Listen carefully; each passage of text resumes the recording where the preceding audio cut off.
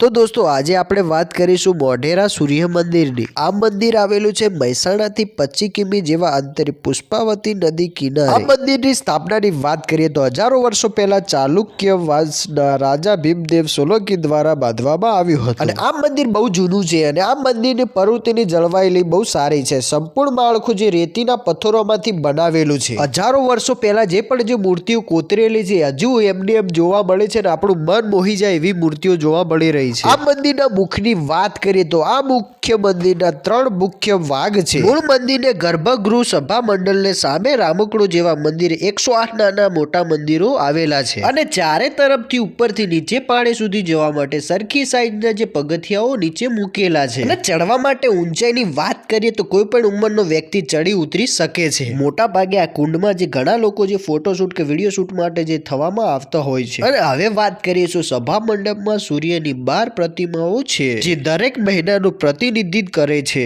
અને કુંડમાં 108 નાની દેરીઓમાંથી મુખ્ય ગણેશજી અને નર્તન કરતા જે શિવજી અને શૈશ્યશાળી વિષ્ણુ મૂર્તિઓ ખાસ જોવાલાયક છે। અને વચ્ચેની વાત કરીએ રામકુંડમાંથી 108 નાના મંદિરો સાથે અલગ અલગ ઊંચાઈના નીચે ઉતરી અલગ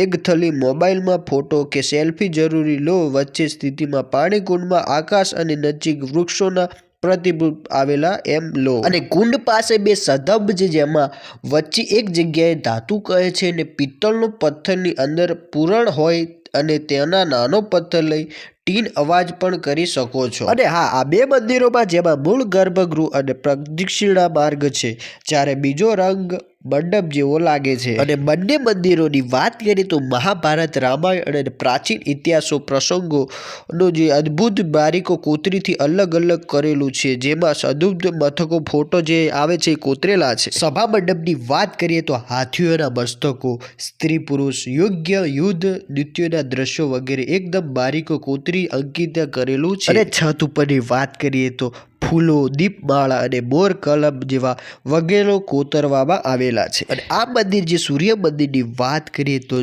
મૂર્તિ જગ્યાઓ જે ગોખલાઓ જે જોવા મળતા હોય છે અને દર વર્ષે આ મંદિરની વાત કરીએ તો અનેકો ભારતીય નૃત્ય ઉજવવામાં લાઇટ જે ડેકોરેશન કરવામાં આવતું હોય છે આ મંદિરે તમે આવશો તો સરસ મજાનું પાર્કિંગ મળી જશે અને તમારી ટિકિટની વાત કરીએ તો જે ટિકિટના જે 25 રૂપિયા છે જે ભારતીય નાગરિકોના જે વિદેશી લોકોના છે જે 300 રૂપિયા અને ત્યાં આગળ તમે ગયા હોય મંદિરે તો તમારે ખૂબ બધી લાઈન હોય છે તો ત્યાં આગળ તમે QR કોડ જે સ્કેન કરીને તમે મોબાઈલથી પણ ટિકિટ જે બુક કરી શકો છો અને મેળવી શકો છો। અને વાત કરી દો કે ફેરથી કે આ મંદિરની જે નિર્માણતા કેવી રીતે થઈ હતી જે સોલંકી વંશના રાજા જે ભીમદેવ સોલંકી વિક્રમ સંવત 10,083 ઈસવીસન 10,027 કર્યું હતું। દોસ્તો એ હતી થોડા ઘણી જાણકારી અને તમે જો મંદિરના અંદર જશો તો સરસ મજાનું જે જોરદાર સૌંદર્ય જોવા મળશે। તમે આ બાજુ જશો તો આ બાજુ એક પણ સરસ મજાનું બીજું મંદિર છે તેના અંદર પણ તમે જશો કે અંદર જે પહેલું ત્રિકોણ પડતું હોય છે એ અંદર જે ગુફા જેવું હોય છે જે તેને બત્તી પાડીને તમે જોઈ શકો છો એ આપણે જોયું પણ એમાં કોશિશ કરી પણ તેના અંદર જે લાઇટ ઓછી હતી એના કારણે આપણને જોવા ઓછું મળ્યું હતું। દોસ્તો ભારતીય લોકો અનેકો જો ઓછા જતા હોય છે પણ વિદેશી લોકો જે ઘણા લોકો જે દૂર દૂરથી મહારાષ્ટ્ર છે વિદેશો જે અનેકો યુરોપ છે અનેકો જગ્યાએ ત્યાંથી આવતા હોય છે અને અમે પણ ગયા હતા ત્યારે અમને પણ જોવા મળ્યા કે આટલા દૂરથી લોકો આવતા હોય છે। આપણે પણ અહીંયા પાસે છે તો આપણે